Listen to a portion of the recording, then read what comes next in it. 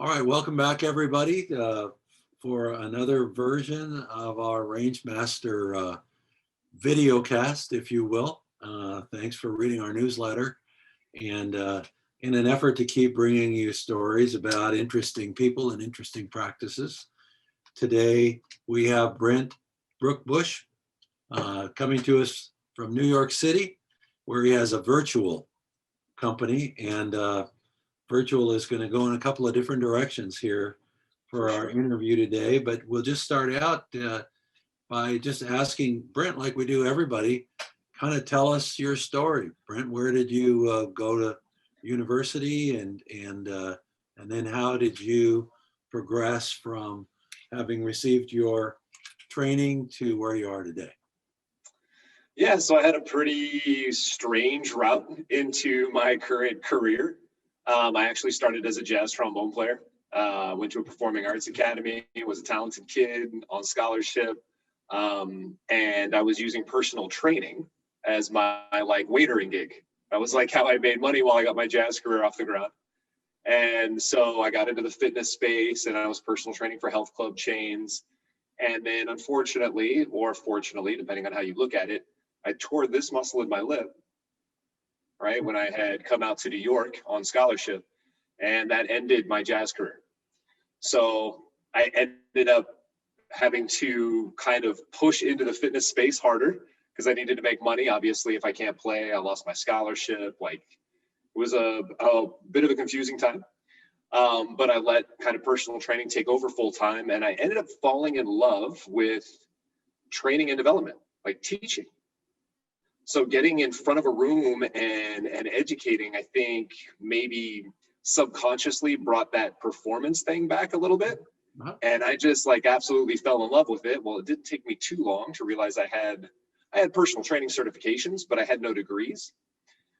So if I was going to be an educator, I needed to go back and get my education. So I got a bachelor's in sports management and then a master's in exercise science. And I had gone through teaching for New York sports clubs and then Equinox, right, training their trainers. As I kind of went through that, I started building up some ideas of how I thought education could be delivered better.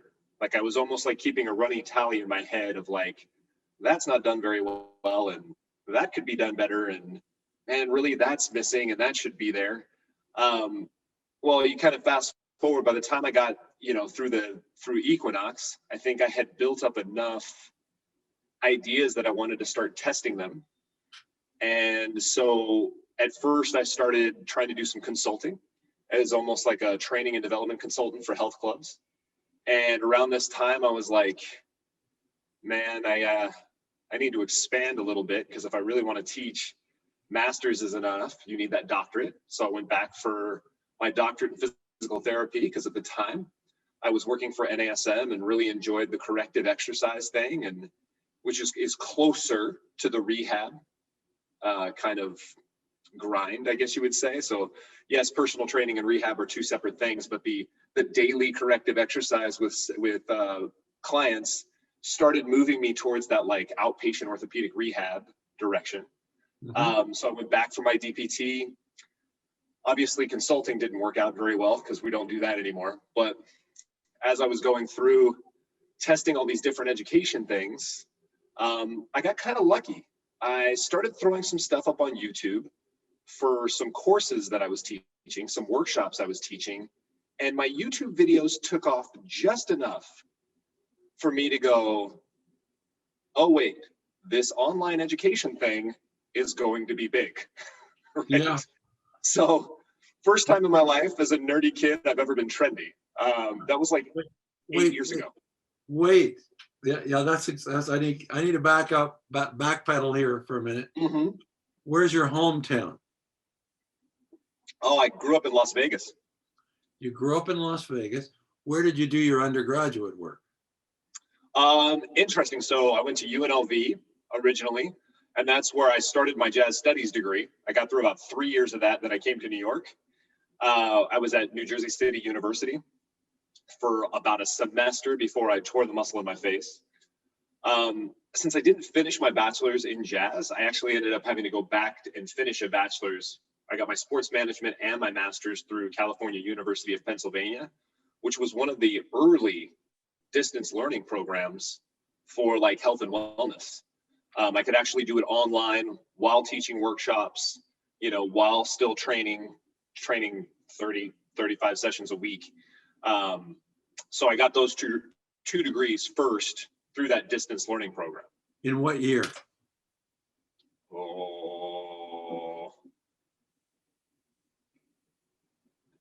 2007. 2007. Around. Cool. All right. Then you got moving along, and you said, I better get a master's. I mean, I better get a PhD in physical therapy.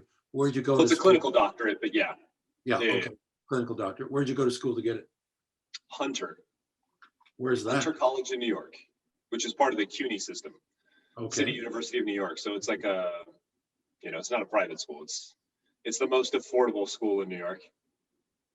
Not a wonderful program. And when did you finish there?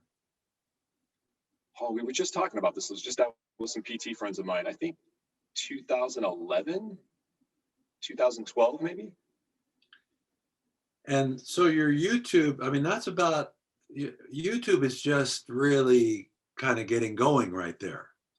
Oh, well, yeah. When I started this whole thing, like, I'm posting on Facebook in the early Facebook days, before Facebook had ads, before you could boost posts.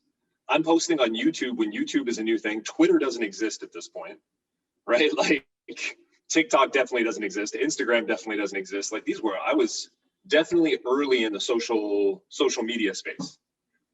No kidding. Fascinating. Yeah. So you're publishing, but at that point, given the description you just gave us, how do you monetize at that point? I wasn't. So interestingly enough, at that point, my goal was to monetize. I thought I had started consulting, and I got a couple consulting contracts, but it didn't take me very long to realize that consulting doesn't scale. It's really, really hard to duplicate yourself so that you can essentially put another consultant somewhere else to expand, right? I also found that with consulting, like, I would charge X dollars, and no matter what I charged or what I stipulated in the contract in the beginning, they would always ask for way more, and things would take way more time. I just wasn't good. Maybe I wasn't good at the consulting thing, but it didn't take me very long to figure out this was not going to scale. So I kind of pivoted and tried to become a workshop company, right? We all take weekend workshops, and that's what I had been doing beforehand. I did it for New York sports clubs. I did it for Equinox, and I was doing it for the National Academy of Sports Medicine at that time. So I was teaching their CPT, CES, and PES live workshops. So I had pivoted my consulting thing, which was teaching workshops, but now I opened it up to anybody who wanted to come for CECs. And I had just started throwing some YouTube videos up as like friendly reminders for people who came to my workshop. Right? Nobody has 100% retention. I knew that some sort of follow-up material was going to be essential to optimizing this education thing. So I was almost, I don't want to say out of the kindness of my heart, because obviously I had a goal of optimizing education, and I knew overall it would help the business. But, you know, like, we teach 12 different core exercises or 7 different variations of a bridge. It's kind of worth throwing up a couple of videos so that people could go back and rewatch that stuff for anything they forgot during the workshop. And those are the original videos that took off just enough. Not that I went viral or anything crazy, but they took off just enough for me to go, oh, this is going to be something. And so I started recording videos. I tried to get out every Sunday, record like 3 or 4 really well-crafted, you know, 3 to, now they go up to 20 minutes long, but at the time it was like 3 to 8 minute videos. Obviously I wasn't great at them in the beginning. We didn't have the technology either. I was using a flip cam, if you remember those. Now camera phones are literally better. Yeah. But yeah, I just started recording videos, and I was trying to post some educational content daily on Facebook, and I was just trying to build an audience. And who was your audience? Who's your, to use, you know, who's your ideal customer avatar here in this context? Yeah, so we talk about, the Brookbush Institute of Human Movement Science, and we talk about being a continuing education provider for movement professionals, which to us includes personal trainers, athletic trainers, physical therapists, chiropractors, occupational therapists, massage therapists. I'm probably forgetting somebody, but anybody who's in that space that uses human movement as a basis for what they do. We're definitely on the sports medicine side, right? So, Right.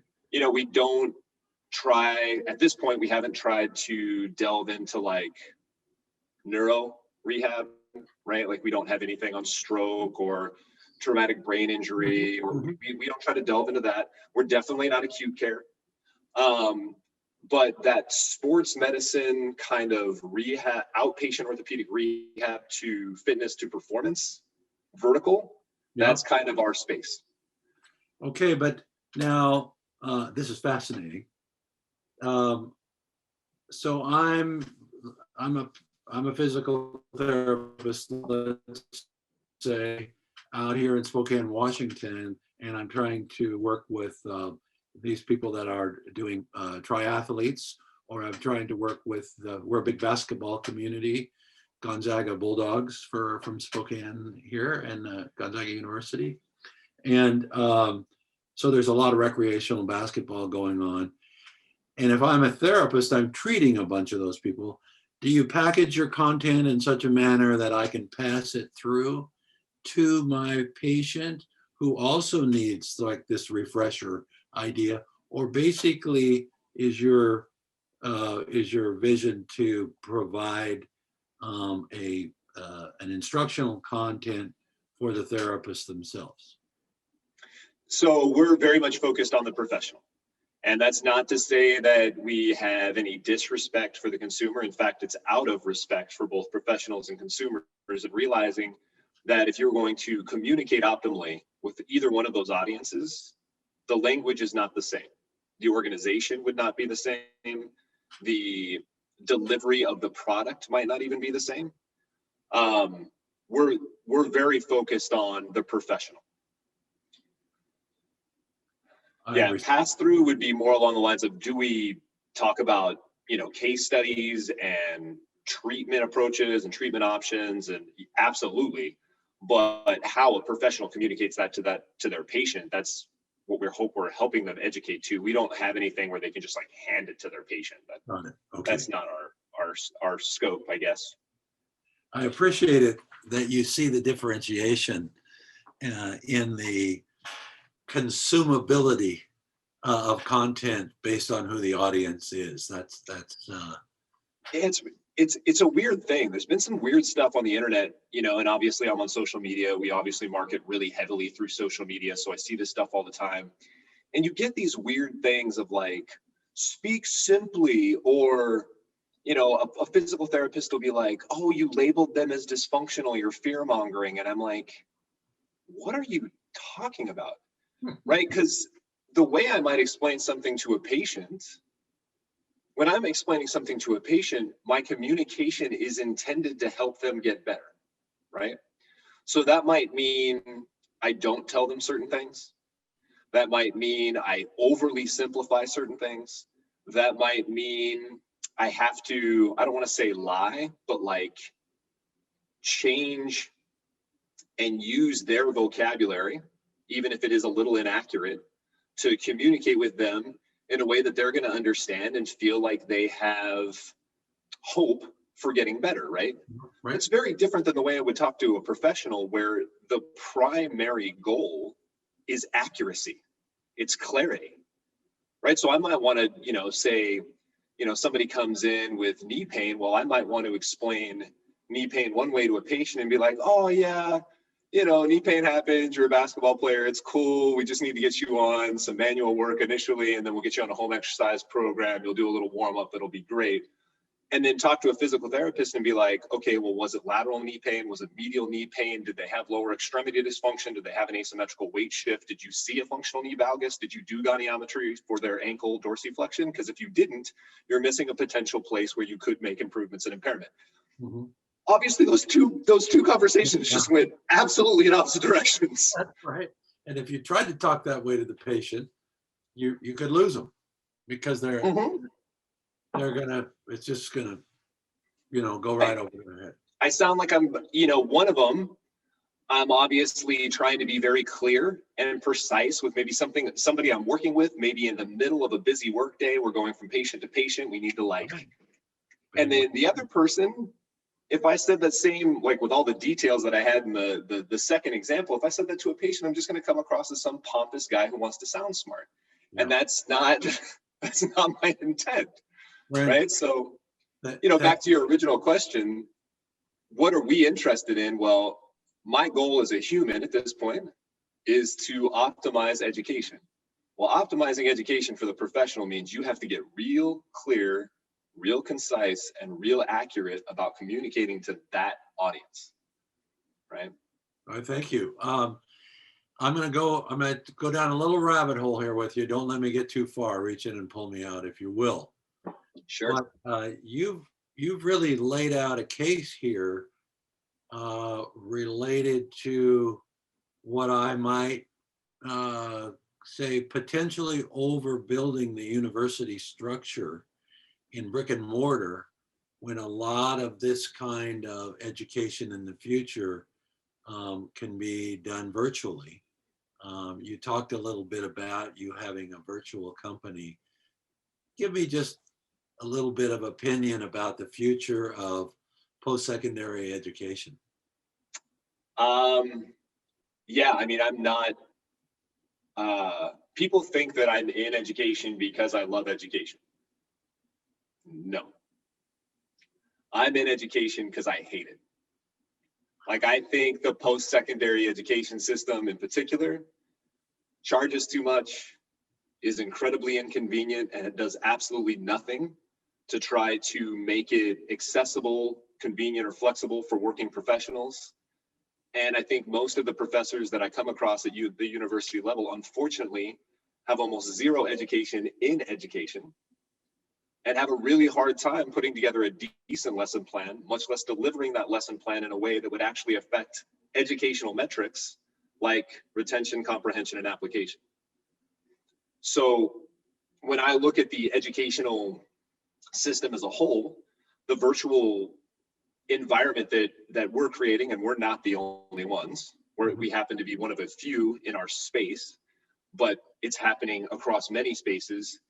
You start looking at the fact that I can take the very best educators and the very best content, and I only have to focus on allowing those individuals to create content for every student. I can keep elevating that content indefinitely, where the university system has all sorts of problems, from brick and mortar overhead to having to just man classes. They have to have a warm body in front of the room. They have all sorts of crazy expenses with accreditation.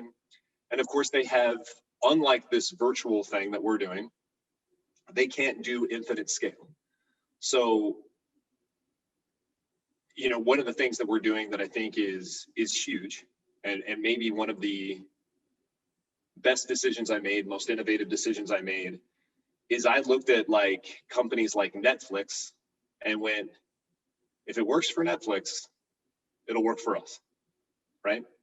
So we charge $19.99 a month for access to all of our courses and certifications. It's an interesting model, this membership model, because what it does is it forces you to be product led, because I'm only profitable if I keep my students. Right. So I can't create a shitty product and then use marketing to shove it down everybody's throat. Right. Which is kind of like how most businesses end up, is they look at product creation as an expense. So they try to cut that as much as they can. And then marketing is the fuel, which they overfund. And meanwhile, when you do this membership model, it flips that. So not only are we cheaper because the difference for me in cost of teaching 5,000 students and 10,000 students is minimal. And if I go to 20,000 students, it doesn't really matter much to me from a business perspective, right? I just keep fueling. It just gives me more revenue to put into my product, because the more I put into my product, the more I keep my students, which continues to increase our member value. Like, it's a much more positive thing than what goes on in universities, what goes on in some of these product-led certification companies. Well, they're not product-led, I should say. They're more, what's the right word? They're almost like product. They create one product, a packaged product, and then they just kind of ship it out as fast as they can. Yeah. It's a very different model.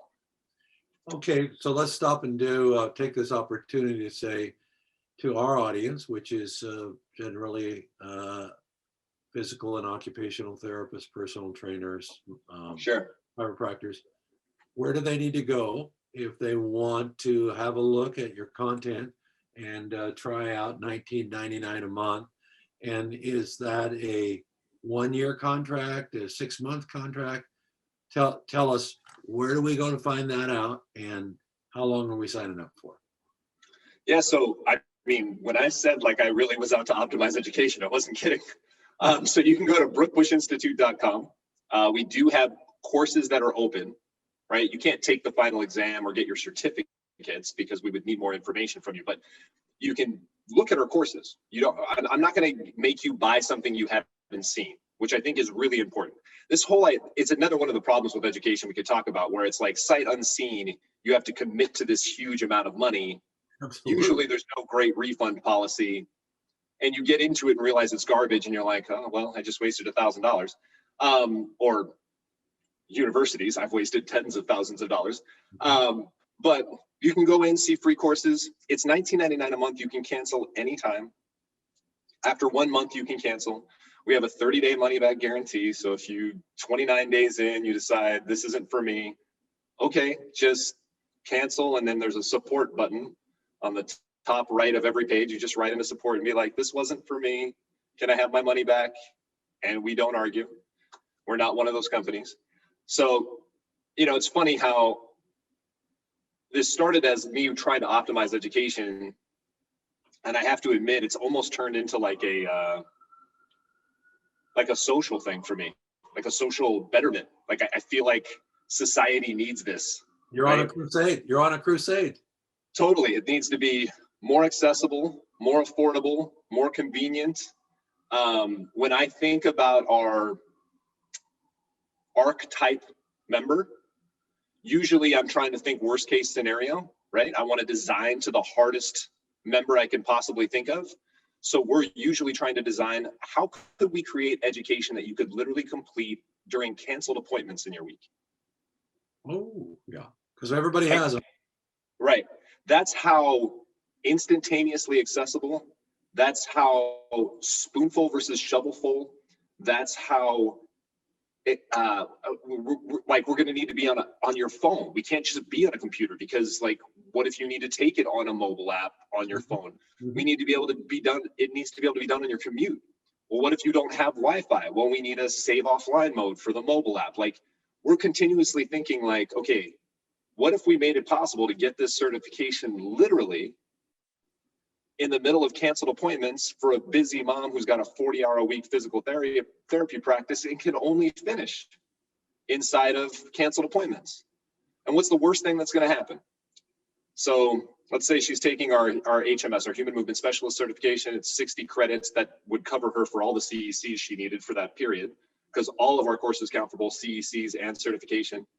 If it took her 2 years to complete it, okay, she just paid $19.99 a month for as long as she was a member. It's not like it put her out, like she had to pay all these extra fees. Like, it still ended up being a $400 certification or whatever, or $480 certification. So yeah, really? It forces this whole thing forces you to think in a whole different way. Really, which I think is important. Your subscription model with an easy out makes it very approachable, it seems to me. But you had to do some work. Tell us about that a little bit, so that you could be a certifying testing agent, if you will. That's where your cost of goods is. You had to go through and make some investments. Tell us a little bit about that aspect. Yeah, I mean, I could knock accreditation almost as much as I could knock the post-secondary university system. It really is a very labor intensive process, but it was one of those things that we started on early. We've been doing it now for 7-8 years. A lot of accreditation is just a grind. It's about bureaucracy. It's about paperwork. It's about changing little details on the site. It's about little, ways of elevating your content that like they want the assessment strategy like so, they want behavioral objectives like so, and you just keep working through it. And now we have more than 20 accreditations in 4 or 5 different countries and for multiple different professionals, and we just keep adding in. I think right now we just reapplied for occupational therapists. We've been working on that for a little while because they changed all of their guidelines last year. Massage therapists we've been working on really hard. We had massage therapists in the United States, but we've been working really hard on Europe and Canada. We're working on personal trainers in Australia and the UK, which they actually have a government regulated system, unlike the United States. Physical therapists was definitely complicated. They went national with their accreditation, and then that national accreditor folded, and we had to go back to state by state. Oh gosh. So long and short of it is this: if we think customer centric, right, which we always do. I mean, student-centered, customer-centered. It's funny how if you just look at student-centered learning as customer service-centered, it's almost the same thing. The only thing we can do to make accreditation simple is to do all of it. Is to make sure we're accredited for everyone, everywhere, so that no matter what, we have them covered. Because as soon as you start taking out pieces, and you have to start explaining the details of accreditation to members, it becomes very not so clean, right? Like for physical therapists, for example, to get all of the states covered in the United States, you don't need every state because certain states offer reciprocity.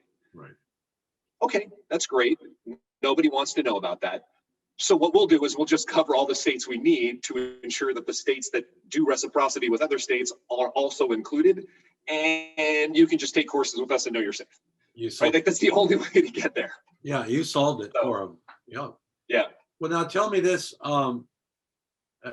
let's get back on your timeline. So you finish your doctorate in physical therapy, and do you immediately start making videos? Did you drop into any clinical practice? Because you did a lot of clinical work, if you will, as a personal trainer, if I can use that term. Yeah, I was definitely in that in-between space for a long time, and no disrespect to physical therapists, I wasn't trying to be a PT, but I was definitely doing like a lot of corrective exercise, a lot of movement optimization. So let's get back on your timeline and tell me what happens after you've graduated with your doctorate. Yeah, so interesting. During DPT school, I was basically like, okay, I was a little older student, right? I wasn't a 22-year-old or a 23-year-old at that point. I already had, this jazz career that didn't go off and had gone back to school for this exercise thing. I'd already been teaching.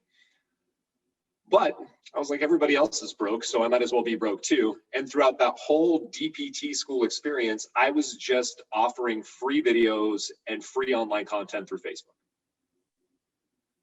What that resulted in is by the time I graduated, we were ready to gate content at the Brookbush Institute. We gated content and started that membership model. When you say gated content, tell me what you mean by the word gated. Oh, so we made it so that you can't see all of our content without paying a monthly membership fee. Oh, I see. Okay. So everything was free for a really long time. And then I went, okay, we need some revenue if we're going to take the next step. Let's go ahead and try this monthly membership model. And that started almost as soon as I got out of PT school, or maybe when I was still in PT school. And at the time, there wasn't much revenue.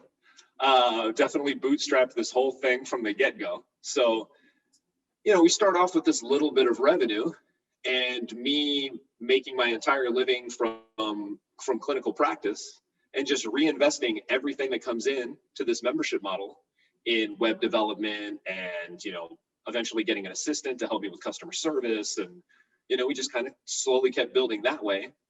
And it's only been the last couple of years that eventually it became irresponsible for me to keep practicing even consistent part-time, right? Because it was getting to the point where I was like canceling meetings with my managers to go see a patient.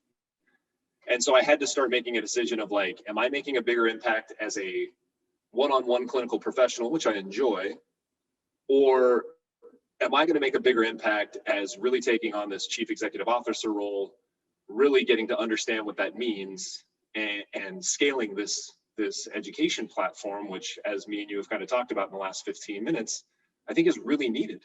Like, we really need to increase access. We really need to increase convenience. We really need to increase affordability, not to mention the quality of content and evidence-based practice and all of the academic side of that too. Well, you've used the pronoun we a few times. What's we look like now? How many folks are involved with you? So I have a team of 8 at this point. We're growing slowly. Like I said, I've bootstrapped it, and I think that was a good way for me to go. I don't think I was ready for anything more. I think if you handed me, $2 million in capital now, I'd have a pretty good idea of what to do with it. If you handed me $2 million in the beginning, I didn't understand enough of the details around scaling a business or even managing other people to make use of that money effectively. So about how old is Brookbush Institute then? What was your founding year? So if you consider the beginning of the gated content, right? Because I told you we did some consulting and we had some workshops beforehand, but that didn't really scale very well. It wasn't until we had the gated membership where we actually started seeing some growth and some exponential growth of that. But that started January 1st, 2000. What was that? I think we're in our 8th year. So like 2012, maybe. Maybe 2013. Yeah. And we've just slowly scaled, right? It's kind of funny how, we've had anywhere from 50 to 100% growth every year. In the beginning, that's pretty small numbers. Yeah. But all of a sudden you start getting a little bigger, and that growth, all of a sudden you get, 50% growth year over year. Well, that allows you to hire 2 or 3 more people. That allows you to scale your marketing by 50, 60%. That allows you to, take advantage of, I remember when we went from having a web development consulting firm that we were working with to all of a sudden realizing that I was paying the consulting firm so much money, I could hire 2 full-time web developers for the same amount of money. And it was actually better for me to go in-house and have essentially going from 150 hours of web dev to, whatever that comes out to, 320 hours of web development in one shot for the same amount of money. Those things that all of a sudden you start growing a little bit like that, and it's like, this is going to work. Yeah. Where are you storing all this content? Do you have to have servers with Amazon Web Services or someplace like that? Yeah. So, the cool thing about me developing this now, and like I said, this is the only time in my life I've ever been trendy, right? Like I've never been one to be on top of the trends. I was a band geek. So, I kind of started early on the social media thing, and we've managed to be bleeding edge with these technologies that have made it possible for a business like mine to exist. We were at one point paying for our own server, and now we're just on, as we've grown, where that wouldn't have worked, right? Now we're on Amazon Web Services. Easy peasy, right? There used to be MailChimp, right? And then all of a sudden this other email service provider comes along and allows us to have multiple IP addresses and allows us to do ABCDEF testing, and all this technology now exists in another service. Stripe comes along and allows us to take credit card payments with minimal management. It's not super easy, but it's it definitely takes having a web developer on staff. But Stripe the merchant service compared to like working with banks and individual credit card companies is orders of magnitude simpler. Yeah. So yeah, I mean, it's funny, I'm now this guy I joke with people a little bit. I'm somewhere between like a physical therapist and trainer and like a content marketing person, right? Like a chief marketing officer. Yep. And a what they would probably call like a product manager or product owner in IT, right? Like I really kind of run an education technology company. Yes, you do. Our biggest team is actually our web development team. What about the pandemic? Let's talk about how you got impacted in the pandemic. And I'm going to flip a coin here. We had constriction because fewer people went to physical therapy, but we had expansion because a lot of people used the time to build out their education and dive into online content. How did you feel? Did you feel it? Was there a downtrend? Was there an uptrend? We sure felt it at RangeMaster. Yeah, so we crushed it. I'm not gonna lie, but we crushed it in the sense it was very chaotic. We do offer live workshops, and we had 70 live workshops booked for 2020 and had to cancel all of them, and that hurt. Yeah. We did switch over to Zoom workshops, and for a minute, we rode that Zoom workshop trend like nobody's business. It was very obvious that Zoom would have worked before the pandemic. That's how successful we were. We were booking 30 people per workshop weeks out in advance with workshops every weekend for a minute. Now everybody has Zoom fatigue, and that's not happening anymore. Yeah. I'm not the only company that's happened to. So live workshops definitely have been like this rocky thing, but I'm fortunate. Live workshops was only 15 to 18% of revenue to begin with, right? So we weren't leaning heavily on live workshops. In fact, in the back of my mind as the CEO, putting my CEO hat, Yeah. I was just happy if live workshops paid for themselves, because attached to live workshops is thousands of dollars in marketing that just helps brand awareness, right? Mm-hmm. So as long as it paid for itself, as long as my live education manager was happy, as long as he's getting paid, as long as we're expanding the instructor team, which is helping us bring content, I was good. So it's kind of a lead generator almost for you. Almost, right? Then you had the membership site. Our membership site just kept growing.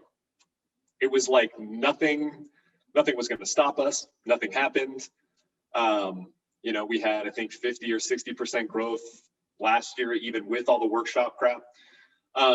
So we just kind of kept moving up. Now, we knew we were seeing some surges due to the fact that everybody was home. We definitely had more certifications completed, more courses completed.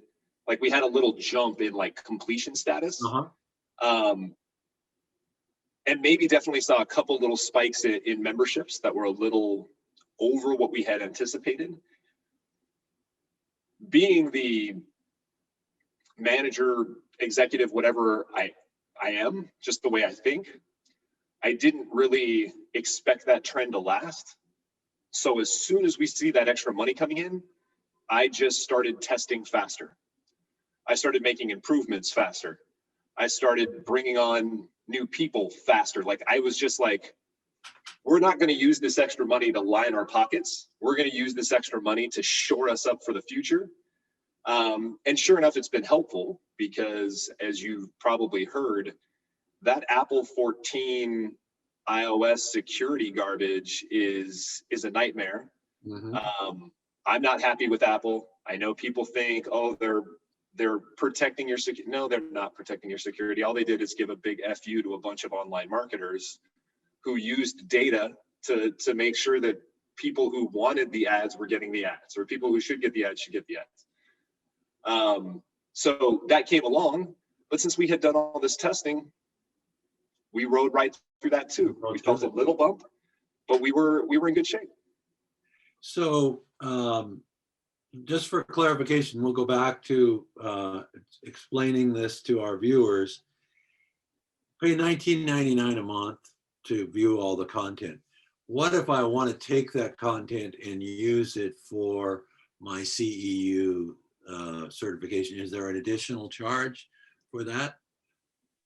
No. All right, let me see if I can be more direct here. There's got to be a We're hard like- part here somewhere. I got to find it.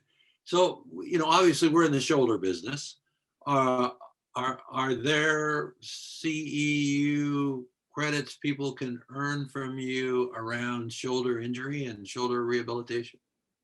I would direct you to our upper body dysfunction, our predictive model of upper body dysfunction is one course. We have external rotator activation, serratus anterior activation. We have self-administered cervical mobility, self-administered scapular mobility.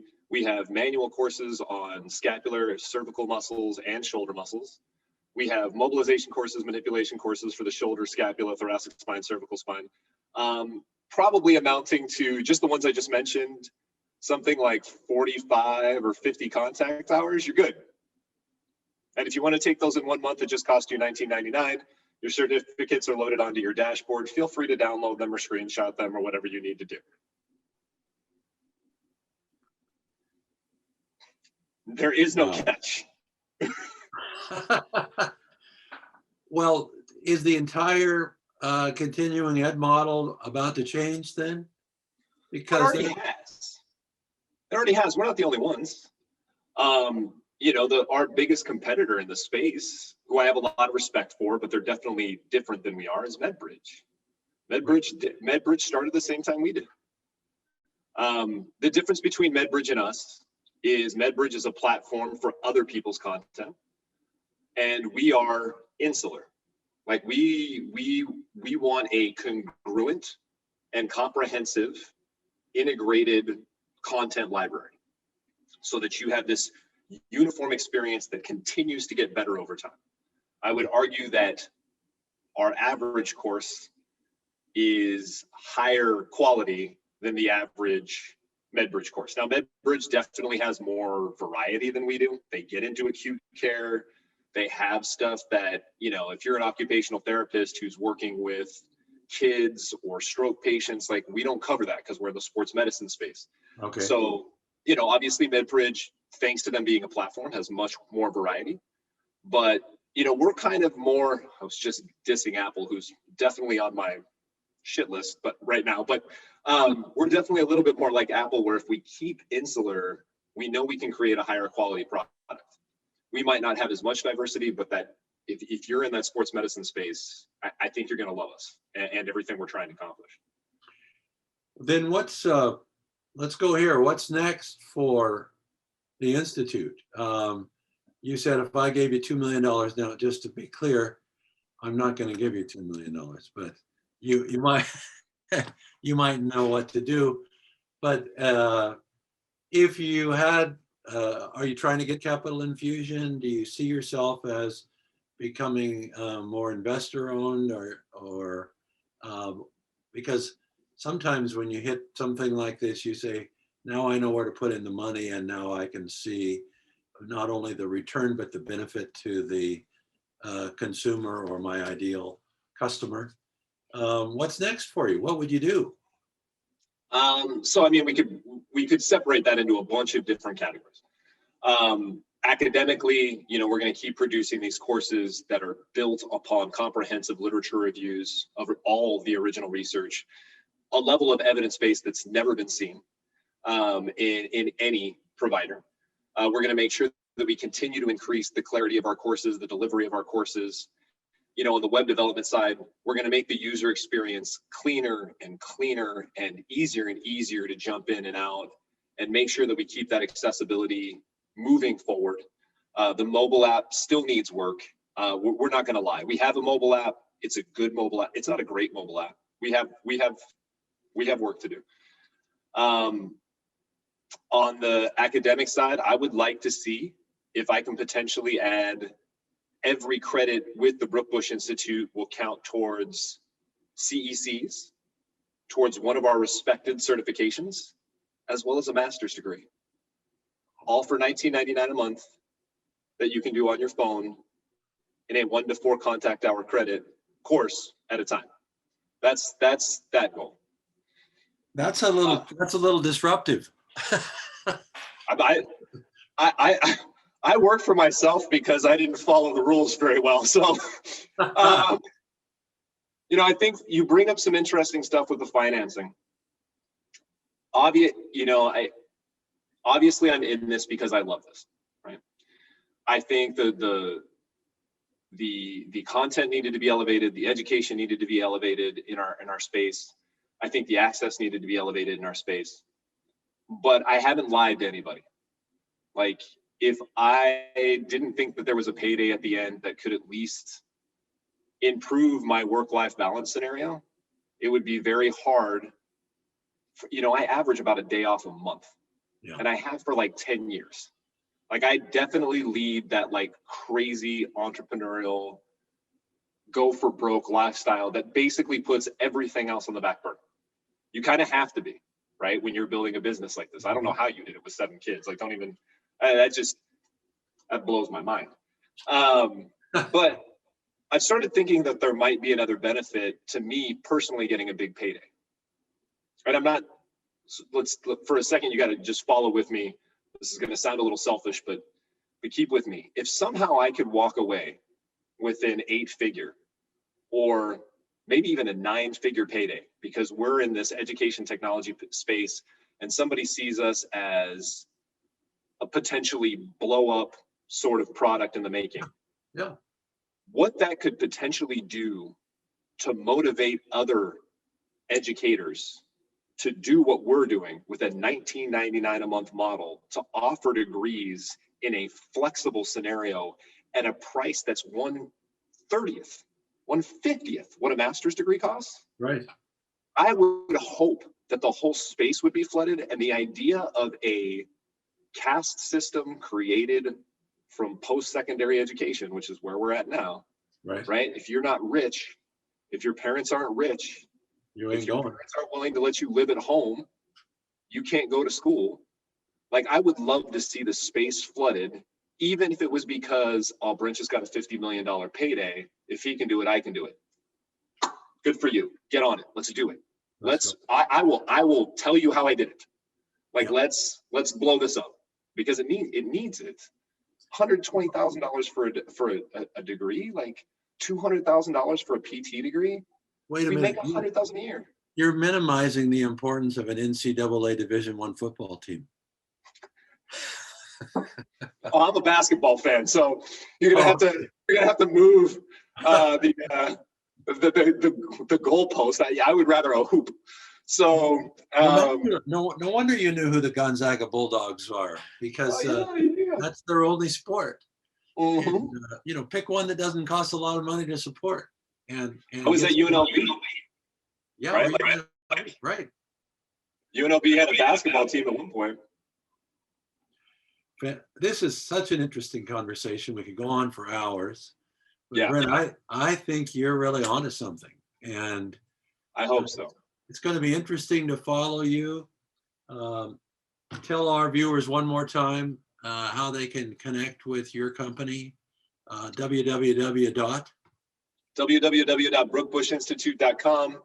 If you guys aren't ready to pay for a membership, like, even our marketing is education. So if you want to just follow me on social media for a while and check it out, do it. We're on Instagram, Facebook, LinkedIn, wherever. We are on TikTok. That's how pervasive we are. YouTube, as I mentioned, like, just follow us for a while. If you're not ready to purchase, like, we don't want you to purchase something that doesn't work for you. Like, that's definitely not our goal. So yeah, just get on, start, messing around, look at some of those courses that are open to the public, and yeah. You might need to do a CEU course, TikTok for therapists, so they all know how to use it. But yeah, it's not our most popular thing. Evidently, it's hard to, I think the only things that go big are like cervical manipulations, because people obviously are like, oh my God, it cracked. That's right. And then, like, every once in a while, a manual therapy technique will go off, but it's pretty rare. I guess I can't compete with teens dancing. I don't. No. Yeah, don't I, try. I just can't do it. I That could can't. go the wrong direction. Thank you very much for joining us today. And good luck with your future. I don't think luck is the right word. I just hope good navigation for you as you follow this journey. I think you're right on the cutting edge. You and me both, man. Brent Brookbush, thanks for joining us today. Thank you very much, sir.